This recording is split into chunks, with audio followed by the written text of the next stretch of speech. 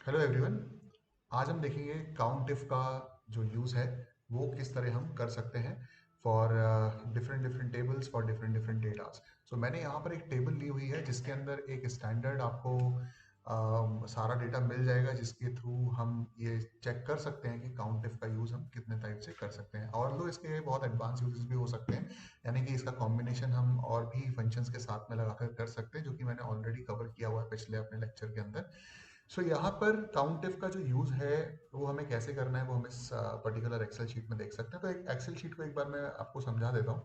ये Excel sheet basically इसके अंदर हम कुछ इलेक्ट्रॉनिक आइटम्स का डेटा है जो कि सेल किया गया है डिफरेंट डिफरेंट स्टोर्स में, और ये डिफरेंट स्टोर्स किस कंट्री के अंदर हैं और ये किस रीजन के अंदर है ये मेंशन किया हुआ है। इसके बाद इनका लिस्ट प्राइस क्या था और इसको बेचा कितने प्राइस में गया, यानी कि इसका एक्चुअल प्राइस, सेलिंग प्राइस जो है वो कितना है, और उसके बेसिस पे हमने कैलकुलेट कर रखा है कि डिस्काउंट वैल्यू जो है वो कितना है। ओके।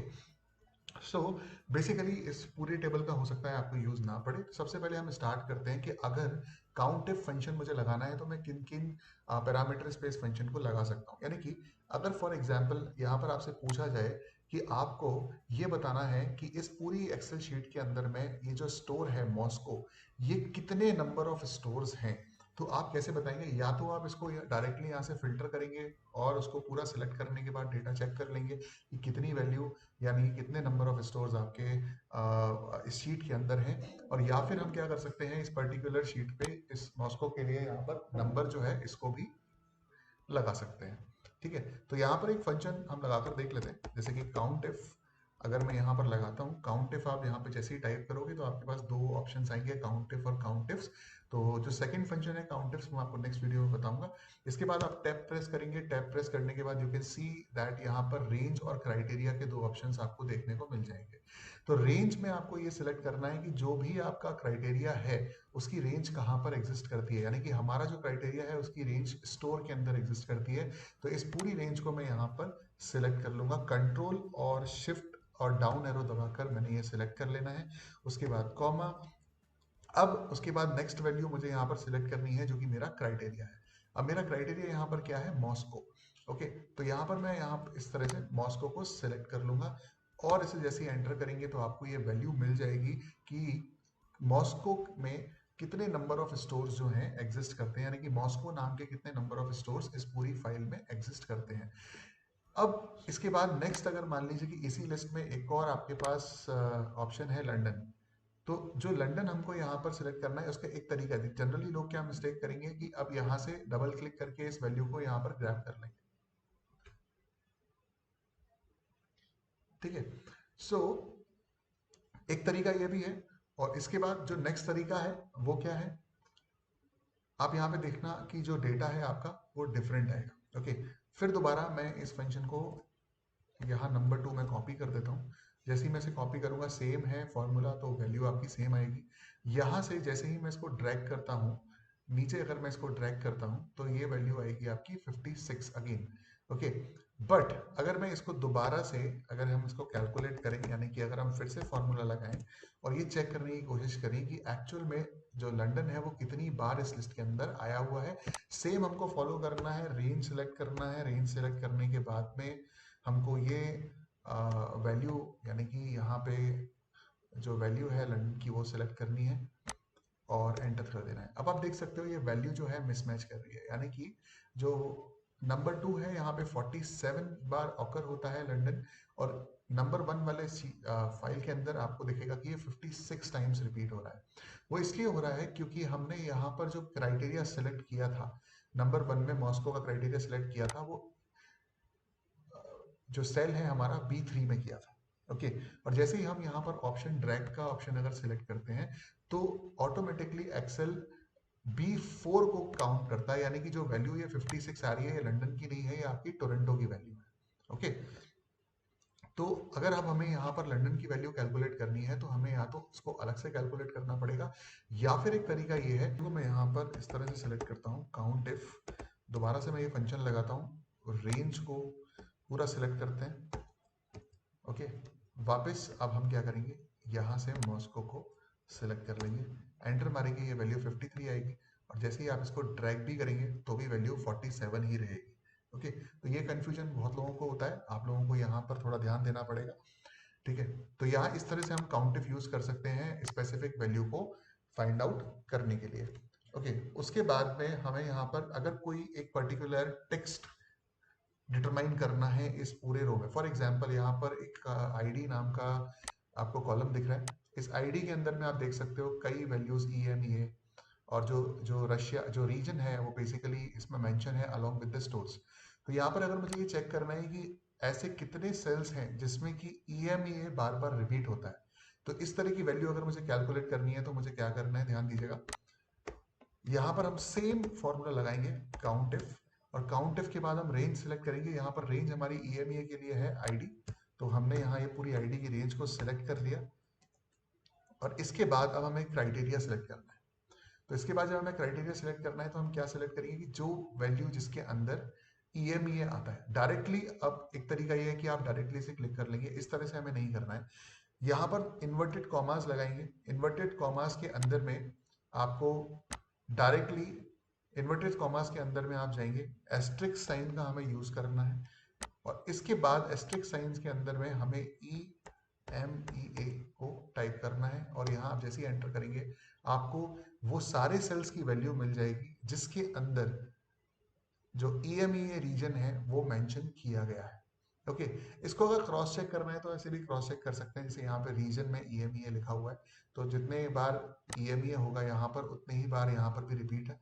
तो अगर मैं इसको डायरेक्टली फिल्टर लगा के चेक करता हूँ EMEA को, तो भी आप देख सकते हैं, इससे एक आपको आइडिया लग जाएगा कि हमारा जो आंसर है वो सही है या नहीं।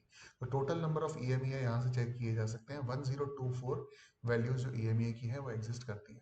इसका मतलब क्या हुआ कि हमारा जो आंसर आया था वो आपका करेक्ट आंसर है। ओके, सिमिलरली एक और इसका एग्जांपल मैं आपको दिखाता हूँ। जैसे अगर हमें NA वैल्यू के लिए फाइंड करना है तो हम क्या करेंगे, अगेन से हम वापस से काउंट इफ को लगाएंगे, टैब प्रेस करेंगे, रेंज हमारे पास क्या है, अगेन रेंज हमारे पास है आईडी। तो यहाँ से हमने इसको सिलेक्ट किया। इसके बाद हमें यहाँ पे क्या करना है, हमको यहाँ पर NA के वो सेल्स बताने हैं जिसके अंदर NA की वैल्यूज हैं। ओके, तो यहाँ पर हम क्या करेंगे, डबल इन्वर्टेड कॉमास लगाएंगे, अगेन हम यहाँ पर इसको एस्ट्रिक्स जो है वो मेंशन करेंगे। ओके, और उसके बाद में सिंपली NA को टाइप कर देंगे, एंटर मारेंगे तो 498 वैल्यूज आपको दिख जाएगी। आप यहाँ से चेक भी कर सकते हो, अगर हम फिल्टर लगा के चेक करते हैं तो भी हम यहाँ से क्रॉस चेक कर सकते हैं कि हमारी वैल्यू जो है इस आईडी सेल के लिए वो ठीक है या गलत है। ओके, तो एक तरीका तो ये हो गया कि जिसमें कि आप एक स्पेसिफिक वैल्यूज को काउंट कर रहे हो। सेकंड जो हमने यहाँ पर तरीका बताया वो क्या है, counting cells with the specific test. Okay, तो कोई एक पर्टिकुलर टेक्स्ट है जिसके लिए आप जो वैल्यूज है उसको कैलकुलेट कर रहे हो पूरे आपकी एक पर्टिकुलर कॉलम में या फिर पूरी पर्टिकुलर शीट के लिए। इसके बाद हम जो डेटा यहाँ पे कैलकुलेट करेंगे थर्ड कैटेगरी के लिए, वो हमारे पास होगा काउंटिंग डेट्स। यानी कि एक पर्टिकुलर डेट के बाद जो भी एंट्रीज इस फाइल के अंदर हुई है, या टोटल नंबर ऑफ वैल्यूज जो हैं जो कि इस डेट, एक पर्टिकुलर डेट जो आपको दी गई है उसके बाद वो एंटर हुई है, उन्हें हम कैलकुलेट बड़ी आसानी से कर सकते हैं।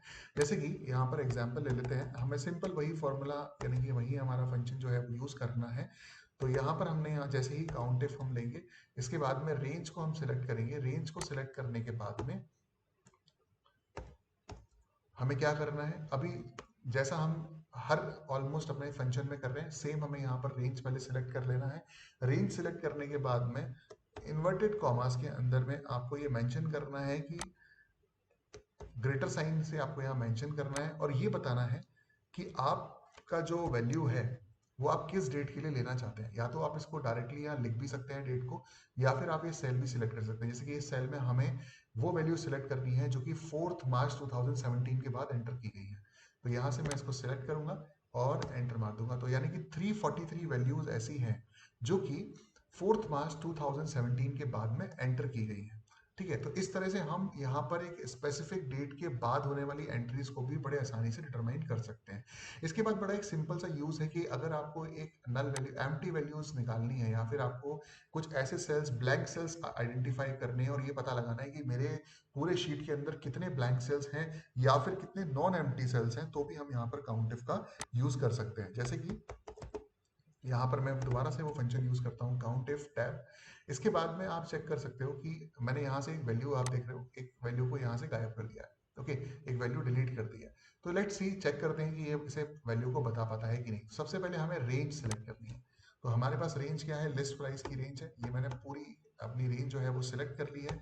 इसके बाद में अब आता है क्राइटेरिया। अब ये क्राइटेरिया क्या होगा, तो ये क्राइटेरिया जो है हमें यहाँ पर निकालना है ब्लैंक सेल्स। तो ब्लैंक सेल्स के लिए सिंपली हमें दो इन्वर्टेड कॉमास लगाकर आपको छोड़ देना है। और यहाँ पर आप देख सकते हो कि इसने बता दिया कि इस पूरी रेंज के अंदर में, यानी कि लिस्ट प्राइस की पूरी रेंज में एक एम्प्टी सेल एग्जिस्ट करता है। सिमिलरली अगर मुझे नॉन एम्प्टी सेल्स निकालने हैं, तो नॉन एम्प्टी सेल्स के लिए थोड़ा सा कॉम्प्लेक्स हो जाता है सिस्टम। तो आपको वो याद रखना पड़ेगा कि नॉन एम्प्टी सेल्स में अगेन सबसे पहले आपको सेम काम करना है, लिस्ट प्राइस की रेंज को सिलेक्ट करना है। उसके बाद आपको ऊपर आना है, और यहाँ पर आने के बाद में अभी थोड़ा सा यहाँ आपको ट्रिकी दिखेगा। यहाँ पर सबसे पहले हमें क्या करना है, हमें इन्वर्टेड कॉमास के अंदर में ग्रेटर देन और लेस देन का साइन शो करना है। उसके बाद हमारा एंड ऑपरेटर जो है वो हमें यूज करना है, and then after that double inverted commas, यानी कि नल वैल्यू के लिए, और इसको क्लोज कर देंगे और आपको यहाँ पे टोटल वैल्यू मिल जाएगी 2388। यानी कि इस पूरे कॉलम में, जो कि लिस्ट प्राइस का कॉलम है, इस पूरे कॉलम के अंदर ऐसी 2338 वैल्यूज हैं जो कि नॉन एम्प्टी है। तो आई होप आपको समझ में आया होगा कि काउंट इफ फंक्शन का यूज किस तरह और कितनी तरह से किया जा सकता है। ओके, इस काउंट इफ फंक्शन को हम और भी फंक्शन के साथ क्लब कर सकते हैं, मर्ज कर सकते हैं, वो हम नेक्स्ट वीडियो में देखेंगे। अगर आज ये वीडियो आपको समझ में आया है तो इसको लाइक कीजिए, सब्सक्राइब कीजिए, और नेक्स्ट वीडियो के लिए वेट कीजिए, ताकि हम और भी इस तरह के फंक्शंस को डिस्कस कर सकें।